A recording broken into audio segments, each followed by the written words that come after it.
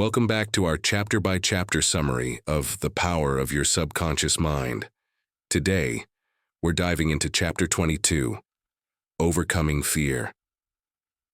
In this chapter, Dr. Murphy reveals how fear can limit us and how to overcome it using the power of our subconscious mind. Dr. Murphy explains that fear is one of the most destructive forces that hold people back from achieving their full potential.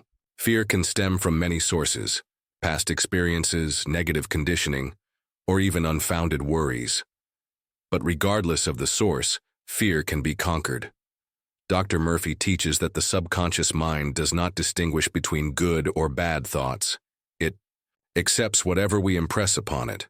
So, if we dwell on fear and negativity, our subconscious will reinforce those feelings. But if we shift our focus to positive, empowering thoughts, we can train our subconscious to help us overcome fear. 2. Combat fear. Dr. Murphy suggests using positive affirmations such as, "I am fearless and I face every challenge with confidence." Repeating these affirmations with belief will help reprogram your subconscious mind to believe in your ability to face fear head-on.